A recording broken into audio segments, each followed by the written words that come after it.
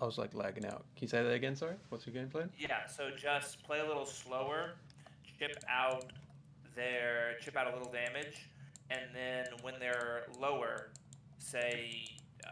lower, then you can start prepping the combo and waiting for them to full swing, and then you can go for it. Yeah. So baiting out the tap out. Yeah. So that's a good analysis of it. So pretty much to put it into game steps, how I like to do it is in these slower matchups, you got like two game phases kind of thing. So we need to get them into combo range, and then we need to set up for the combo. And so, like, I'll write that down. So you need to chip is what I call it. Get them down to combo range. So say around 30ish, and then you need to set up the combo. So set up for number two. So Yep. if and it has to be in this order. You can't set up your combo first and then start chipping because Yeah. then how You we've wait. seen in this Yeah. game, you're gonna have a wasted card slot every turn. You're gonna wrongly value some of your cards. I think there was a couple choices in here where if we had this more solidified version of your game plan, then we would be able to recognize it in game and then pretty much win the game from there. So, yeah, very important. Always want to make sure we chip first and then we set up the combo. Never set up the combo first and then start the chip kind of thing. So, I'll explain that as we get in here with the decisions. But besides that, is there anything else? Just chip No. them No. and all of that. So, Yeah. not bad. And I then do one of like the it. things I have to be careful of here is that you have the base arm, which means you're probably doing Evo Facebreaker. Exactly. And so Yep. that's Good. something to be very cognizant of That's perfect. That's when perfect. playing, is to wait and see how many Steam counters do you have, Mm-hmm. because then that is the Steam counters can turn into damage reduction. So that's one thing to know about your equipments based off of the matchup. Perfect. I was actually just about to say that because, yeah, I was going to say we want to check out the equipment first always. So AB3, and then I have the cogs base, which, like you said, shows you that I have the face breakers, which is an oasis for us. So, pretty scary moment, but yeah, you can't really. It's good to be conscious of it, but I don't think there's any like real game plans to play around it. I have But Imperial yeah. Edict. Oh shit, you got Edict? Yeah, yeah. So I have Edict for matchups like this where I think it might be useful. They're too Okay. fast to stack, but it might be useful. So it's won me games against Max. It's also won me games against Dorinthia. Yeah, against Story, that's one of the good cards. I do like it Yeah. against Story. So I have that in my sideboard, and I bring it in into matchups like this. Okay, okay. I respect it. So, but yeah, let's get into this though. So you have it in your deck right now, right? Yes. Interesting. Well, hopefully we can play some more games after this because I want to see what happens. I want to feel what it feels like when I'm going against it. So, but yeah, I digress. Turn zero, we're going first. I see your hand now because we had a little bit of a convo about attacking on turn zero, right? Yeah, yeah, yeah. Yeah, and so here, my general consensus with turn zero. So obviously the first thing that matters is the AB. So obviously we've got Yep. AB3 here. Yep. What I deem as worth on sending turn zeros, because we don't want to let them mulligan. So you let Yes. them mulligan, their hand will get better. Like it's not a Yep. not a RNG thing. It's not questionable. Their hand will always get better because they can just give you the worst cards in their hand, which I almost got Yeah. away with. But the things that I value better, that are worth to let them mulligan to get over AB3 is things with on hits. Because if you can deal 4 damage, you're getting 1 point of value over their mulligan, but that's not worth. But when it's like a spindle, there's like an opt attached, so you're getting like 2 points of value, pseudo 2 points. Yeah, yeah. Especially because the opt can set you up for your game plans of trying to find the chip damage early or then late game try and find for the setup combo. So like Spindle, I think is worth on turn zero, pretty much in almost any matchup as long as they're not AB5. Yeah. But yeah, so here I don't think Sonic Boom is the same. So Sonic Boom Okay. is actually much worse for a specific reason. Because Boom is actually 2 spells. And so since Boom is 2 spells, you give more chances for them to mulligan it. Does that make sense? Okay. Because I'll mulligan, like, I mulligan 3 cards on your Boom, and then, yeah, another spell will come in. I've still got floating, so I can AB that, or I can try and mulligan on that one as well. So you're just giving me options, and you're only dealing 1 to 2 damage. Yeah. So, yeah. For AB3, yeah, general consensus will just say Spindle is the only one you really want to play on turn 0. Besides that, you probably just want to flip off the top and hope for some E pots, some D pots, anything like that. So yeah, I do think this was a little bit of a misplay. Besides that, you always want to Arsenal as well on turn 0. It's very, very important. Yeah. So you would have just Arsenal the Sonic Boom. Yeah, Arsenal, Sonic Boom, and then just use the other 2 to flip twice. Hope that we hit some E-pots. If we don't, it's whatever. Then we're just passing over.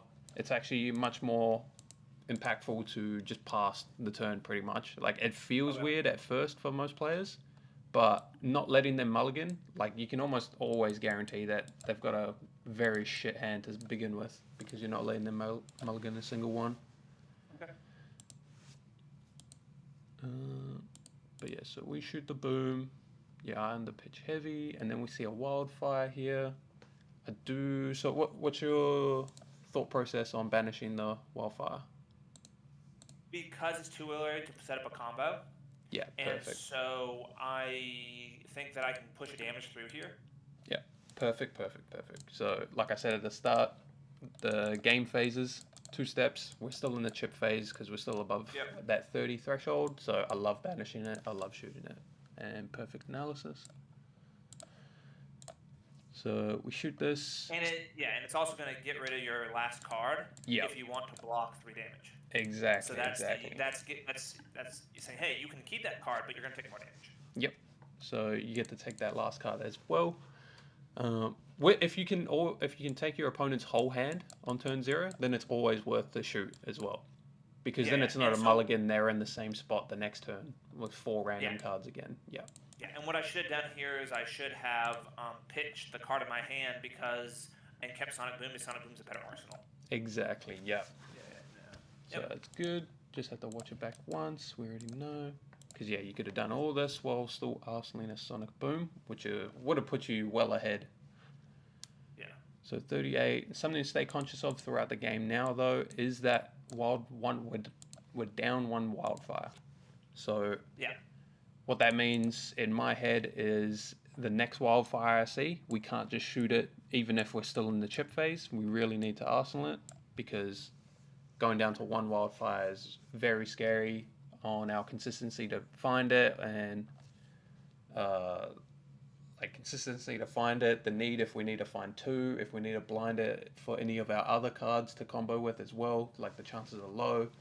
So when we use a Wildfire like this, just try and make sure that we stay conscious that there's only 2 left, and we don't really want to go down to 1 random 1 left. But yeah, so I paused it here because with Kano and we see a Tome of Fiendel, and then you banish it. What's your thought process here? So my thought process is that in this matchup, I want to be blocking and applying pressure to get hands out of your cards out of your hand on my turn. Okay, I see. Yeah. So Tome of Fiendel does not meet either of those things that I'm looking to do, that I think I'm looking to do at this stage of the game. Yeah, okay. So let me run that down. So pretty much your analysis is perfect, like what you want to do, your game plan. But your assessment of Tome of Fiendel is wrong. Okay. So Tome actually does everything you want plus more. Like Tome, it's a setup card, so the strength of it is playing it from Arsenal, right? Yeah. And so how you said that you want to block, or you're going to be blocking in this matchup, Tome actually covers that because of the gain health. Will usually gain you as much health as what you would have blocked with anyway. Okay. But now also it sets you up for like your biggest turns. Your biggest own turns that don't have like Storm Striders in it are your Tome turns. Okay. Tome, because then you're able to gain 5 life. You're going to have like 5 cards in hand, if not 6. then you're able to flip off the top. If you hit any red cards, then you're even going to be able to present like 5 to 8 damage as well. It's just like a 13 damage life swing. Since we're drawing cards and Kanoing as well, it digs us through our deck to find our combo pieces. So not only does it heavy achieve the chip stage, because we're gaining life and we're also dealing and presenting a lot of damage, being really aggressive. It also helps with the combo setup stage, because we're drawing so many cards, churning through our deck. We're going to find these combo pieces. Pretty much guarantees that you're going to find any combo piece to Arsenal that turn as well. And so like it sets up for a combo at the same time as doing all of this. Does all that make sense? Yes. So yeah, when you see like a Tome of Fiendel this early like that, you're like you can pretty much guarantee a win if we can play the game perfectly from here, because the way that the opponent, or the times when Tome isn't good, Tome of Fiendel, is when the opponent is too fast. So if we have to say no blocks but they deal 20 damage to us, then it's a bit rough. Like it's still good, but like you'd probably just rather Arsenal a Wildfire in that case if you're expecting a 20 bomb at you, so that you can just kill them when they tap out for the 20 bomb. Because Tome and Arsenal, you can't combo, obviously. You can't Storm Striders it because it's not a wizard card. So yeah, the downside is that it is slow to set up, but since this is a slow matchup, it's a chip and then setup type of matchup, that like just plays perfectly. We cover the weakness of this card and we get only the benefits. Okay. Perfect. So yeah, Tome of Fiendel, I would have loved to keep that. Yeah, in the perfect universe, we would also have the Sonic Boom and Arsenal here. Yep. So yeah, because then we'll draw Tome here, Sonic Boom and Arsenal. We took the opponent's full hand turn 0, so they're going to have another random draw here. And then, oh, so we see another Tome as well. And then this is the Blazing that we Arsenal, is it? Yeah. Yeah, I see. I should block with it instead. Exactly, yeah. Yeah, man. I should block with that instead of the Tome Fiendel. Mm-hmm. Yeah, so this whole hand gets much better when we have a Sonic Boom in Arsenal as well. It does. Because now, well, I think this would be a Tome of Fiendel as well. Yeah, yep. If we kept that on top. And then, but yes, then it's so easy because we're allowed to just block 2 cards if we want with Blazing and the second Tome. Use the blue to play a Sonic Boom to still threaten damage, get the chip in.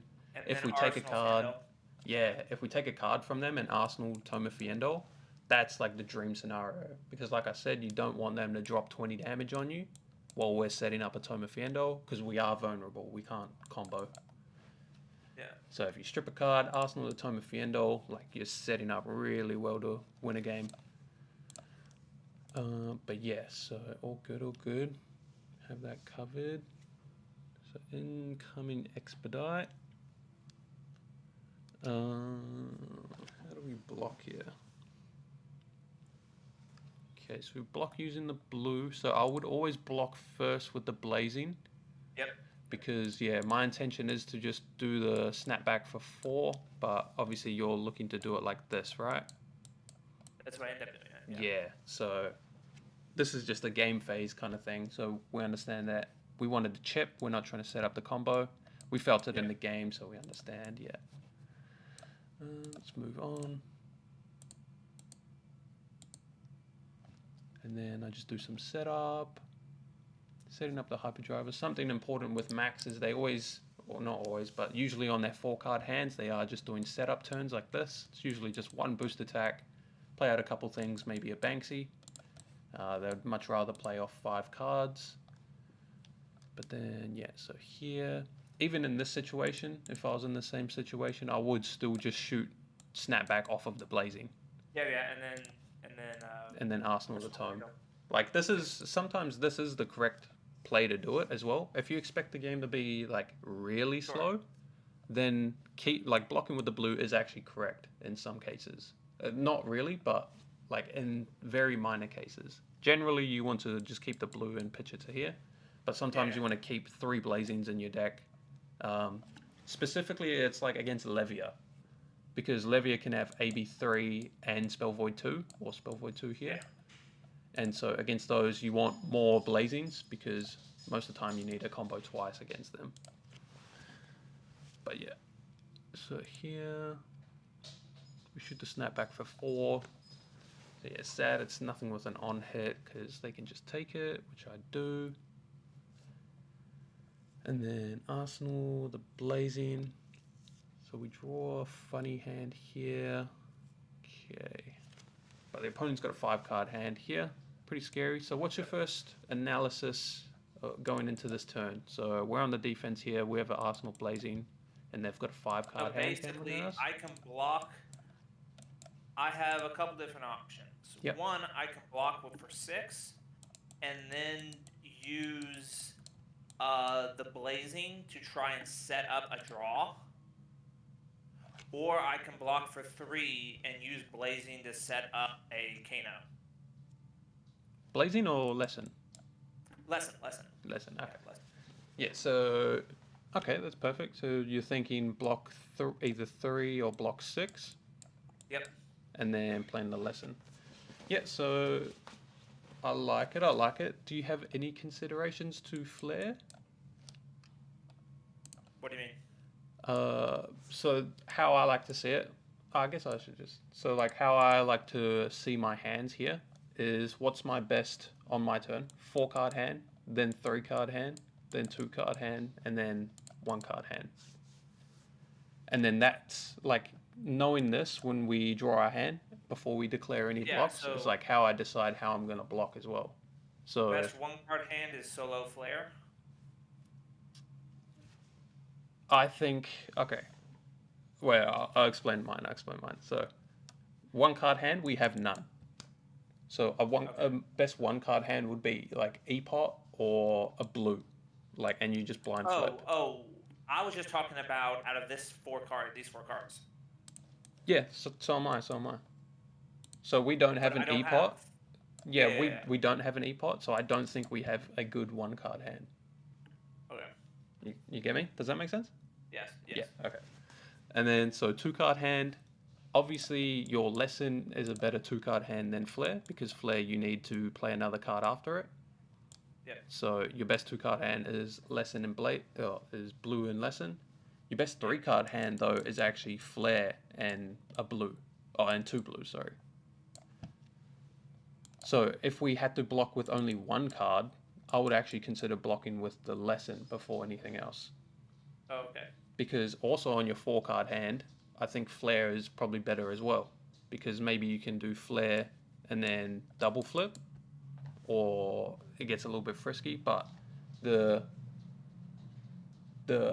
growth between Flare on 4 cards and 3 cards is very slim, and it's RNG. So I would prefer that we just use a 3-card hand Flare here, is how I like to see it.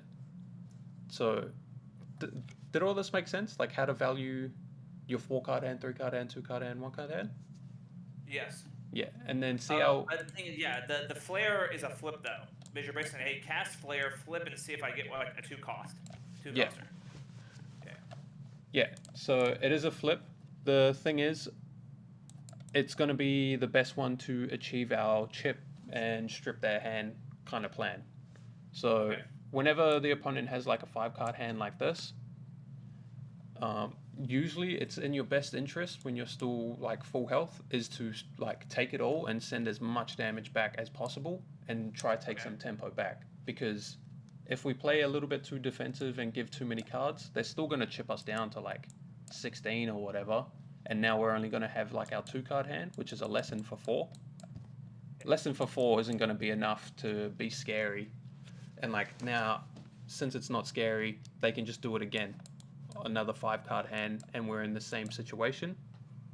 And then see how, even though the life totals has changed, say we did the 4 damage, they're down to 30, we're down to 16 though, and they're going to do it again, they can set up that they're going to kill us again, and they have AB3. So this might be the big thing that's like punishing you specifically, is we want to kind of value getting aggressive back when they get to have their 5-card hands here, which is why I'm heavily considering this flare.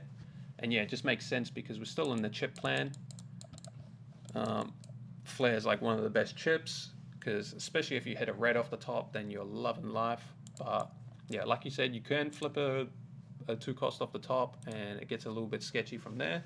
But in that case, if that matters, if you think that if you flip a 2-cost on your own turn, and if you flip it, you might lose because of it, then like that's when you would want to keep the 4th card as well. And just go 4 cards just to cover that weakness, because worst comes to worst, you can just use the extra card, the Kano, one more time anyway, and just hope for an E-pot. But yeah, so that was a lot of info. All that made sense though, right? Yes. Yeah, perfect. So yeah, coming into this hand, 6 coming in, expecting a 5-card hand. I believe you didn't block here, right? I remember I may have blocked 3. I may have blocked 3, yeah. Because I remember I was a little bit scared here. That's like the psychological thing as well against Kano, when they just snap saying no blocks. I was considering, I was thinking, wait, am I going to die? And I did alter my line because of it. Because yeah, I have a penetration script, I think, but instead I just went with 0 into this so I could make sure I could hold up 2 resources before the end of my turn. So I like the aggressive no blocks. But then, yeah, so here you played the lesson, didn't you? Yes. Because Because one, I'm thinking that I'm getting pretty low. So if I do the lesson, I am forcing you to block, or I will get my last combo piece. Yeah. I see. So I think if the intention is to force them to block, Flare is actually the card to do it. Okay. On average. I remember I blocked this lesson, but it's just because my hand was awkward anyway. And so I could do it and like still have a turn kind of thing. Yeah. But yeah, if your intention is to strip, Flare is actually the best. I have like Flare and Spindle in like their own categories for stripping cards and all that. Okay. I think Lesson is more of a combo piece or a consistency piece. But like the better the player you verse, the less they're going to AB the lesson. Because most of the time they'll just assume that you have the wildfire. And then if you don't, and then you go grab the wildfire, well, now I know you have the wildfire. And so I can play accordingly. You know what I mean? So it doesn't actually like force strip against a good player. It's never really like the best plan. Like good players understand it's never really the best plan to AB the lesson to try deny them of the wildfire, because if you AB lesson, there's still a 1 in 4 chance that they draw into the wildfire anyway. Like they'll just grab Tome or whatever you grab. No, you grab Tome, right? Grab Tome and then Kano into it, spin, and then at the end of the turn they draw 4. They can still just draw the wildfire. So it's a losing battle for them to AB the lesson. But yeah, so that's why if the intention is to strip, I do think Flare is better. Okay. So, and yeah, like I said, since we're on the 4 cards, I would just Crucible and then play the Flare with 1 floating, and then we've still got 4 resources here to activate Kano afterwards. I always like shooting the Flare first if you know that you can flip, and even if you get 2 cost, you can still play it. Shooting the Flare first is just good to hide info, because if we Kano first and we hit an E-pot, then we lose the strength of Flare that forces that AB from opponents. Because the on hit's no longer Exactly. Yeah. Yeah. The good players will understand. And like, now I don't have to block it. Now it's a 2-card 4, which is like terrible rate for this game. Yeah. So yeah, all good. So here you shoot the lessons with the intention to grab Wildfire if I don't AB, because obviously we got the Blazing. And then yeah, so I believe I gave you a card. Wait, we can speed this up a bit. Yeah, give you the blue, and then you grab a Tome and Kano into it. Did I slow it down? So grab a Tome, and then we draw 2 cards here. Okay, so a little thing here. It's little, but this is very important. When you're like this, so we've used Crucible this turn, and we know we're going to be blind Kanoing. You really need to underpitch this red card. So we need to underpitch here because you can get IP'd, which is like it gets stuck in your hand, and then you have to keep it in your hand and draw it. And Yeah, like, which I think what happens here. yeah, so this happens every single game. Like, this is very important. The main reason, like the main key thing to note is now since we don't have Crucible to just random pitch it to get it out of our hand before we draw up 4, we have to really consider, is this going to be one of the last times we can underpitch? Because if so, you just need to underpitch it. Really don't want to get stuck with red cards in our hand. Obviously, it's not the same for blues because you can always just pitch a blue to Tone or to Kano, but yeah, it's especially important here. So Yeah, here, I can underpin here. yeah, like right here. Now we're going to get stuck with 2. But yeah. So that makes sense. So instead of pitching the blue there, I would underpitch both the reds, and then you'd be left with the blue. So flare coming in. And now, yeah, so now we're in a sticky situation. So we IP2 ourselves, where the next one of the next 2 cards, like imagine if they're Wildfire, that sets you up better to be able to combo these cards. Also, you have to think of it like this. Since the flare was in our hand last turn, and we didn't use it, we should have just blocked 3 last turn then. Yep. Because if you think of it like with the card values of each hand, so they draw 4, so it's 12 value, and then 12 value, and then 12 value. But imagine if just randomly, for no reason at all, one of your hands is just 9 value. If the game just keeps playing normally, from then on, you just lose because of this. And that's what an IP does to you. So, yeah, all good. What We is understand that. Intentional penalized. So it's the ruling for in this game. It's there's a ruling that when you break a rule or whatever, you draw 3 cards instead of 4. Okay. And like that just loses you the game in this game. It's very hard to win matchups like that. And so yeah, when I call it, whenever you have a card in your hand that you had in your last turn as well, that turn you could have just blocked 3 and gotten value out of it, so you'd be on 17, and you'd draw an extra card. But when you don't do that, we just took 3 pretty much for no reason. Does that make sense? Yep. Yeah. Yep. So keep going.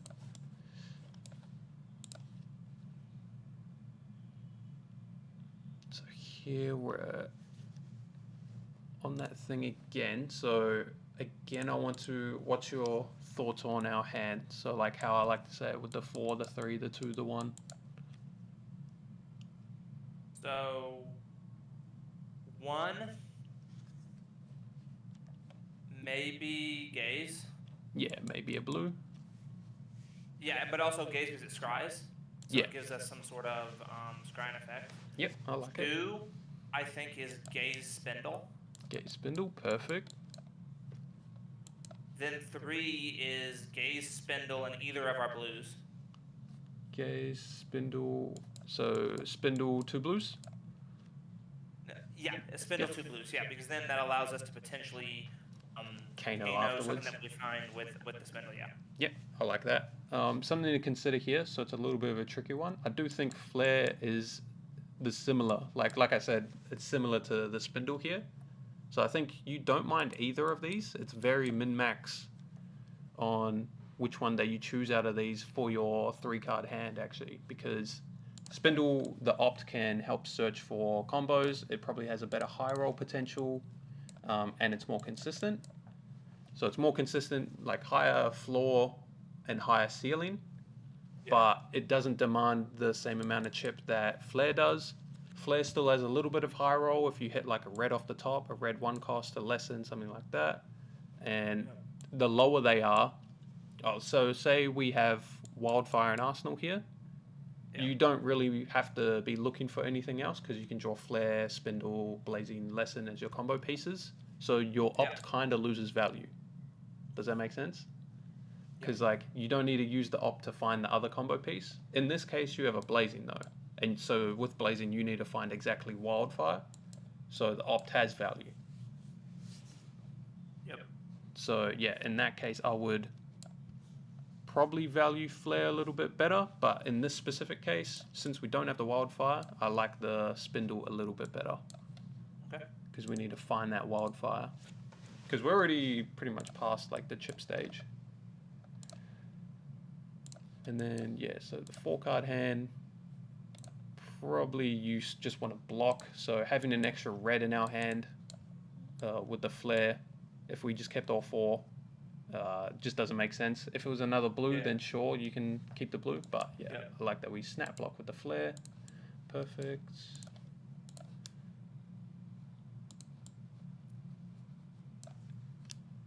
And now they swing for 6. Then I play another penetration script. So this is nice. We got a 3-card hand here.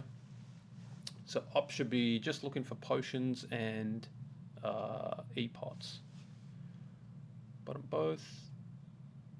Find a reverb, probably want to banish it. Nice.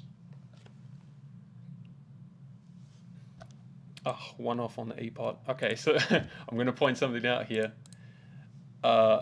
On that turn where we first drew the flare and if we had blocked with it, we wouldn't have IP'd ourselves for this E-pot. It would have been in the opt for our spindle and then Kano into it. So just to represent like how punishing it can be, like without you even noticing, kind of thing. So it literally cost us 10 damage on our combo turn because we didn't block with that, and it cost us 3 life because we didn't block with it straight away on that turn. So that's how impactful IPing yourself is, and like you really need to do your best to not IP yourselves. Sometimes you're absolutely like forced to IP yourself, but just understand that, yeah, we lost 13 points of value from that IP. And this is very common. This happens in a lot of my coaching sessions when I'm pointing things out to players. But yeah, so here... I have to block. Yeah, don't want to go to 1. Going to 1 against the deck that can present a go again, and they have AB3, so yeah, probably can't kill behind that. But yeah, so we play the pot, pass it over, then I present lethal, and yeah, we just don't have the wildfire. I do agree with your assessment here that it is you need to go here, because obviously you're thinking about can they follow up with lethal afterwards, right? That's what you're thinking about? I'm pretty sure you can. Yeah, especially with 3 floating. 3 floating, pretty much 4 with chess piece. There's Banksy here, just need to present something else as well. Pretty easily can commit, so I like that. I like your decision to go. We'll quickly cover the combo turn, but there's not much to cover. I think you just got very unlucky with most of it. And what I'm thinking here is I just need to go for double blazing or just push out as much damage as I can to try and find double blazing or something. Yeah, I see. So,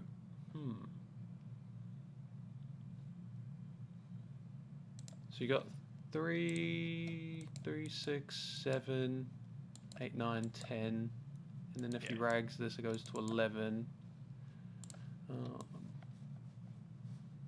So the thing I'm considering here is, are we meant to just go Storm Striders, play the Blazing, Metacarpus triggers, hold priority, and then play Snapback? Because if we do that, then we can use the blue to Kano, hold priority again, and then rags. Possibly. Because then we can rags. If we draw a blue, then we add the Sonic Boom here. Hope that Sonic Boom hits a Wildfire. Has to hit exactly Wildfire, I think. And then if it does, then you have a Wildfire, Snapback, Blazing combo. Yeah. So yeah, a big thing here is whenever you have Snapback in your combo hand, you always want to see if you can fit it in. Usually, a good rule of thumb is if you have an E-pot, you can almost always guarantee that you can fit in a snapback.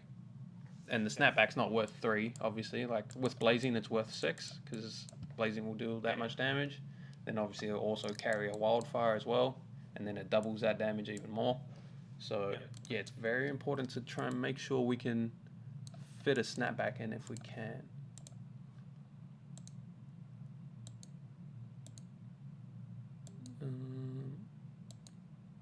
And then you rags the second blazing. I see.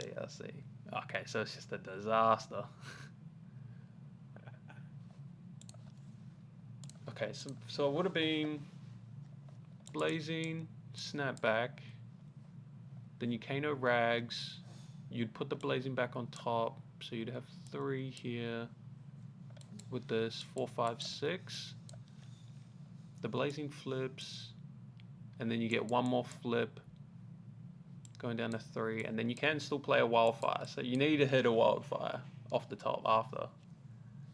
But you'd have blazing, snap, you can play another blazing here, and you get 1 flip. So wildfire, tomes, gazers, yeah, I do think that's your best out.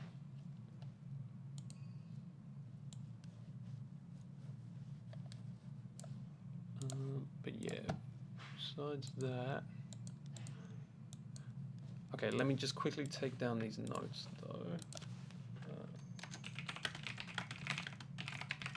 Yeah, and then I flip an E-pot. So yeah, exactly. Like, when you flip the E-pot, I was like, oh, that's doomed.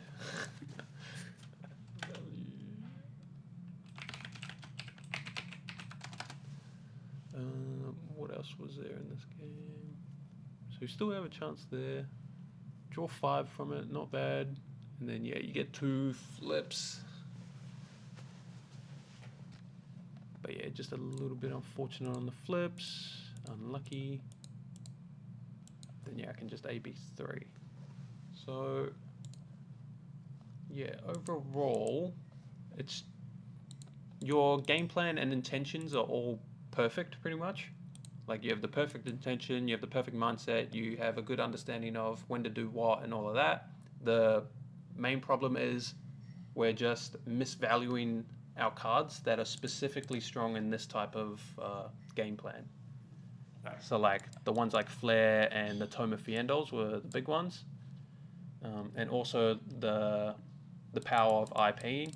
So just how impactful IPing yourself can be. So with all that, let's run it back now and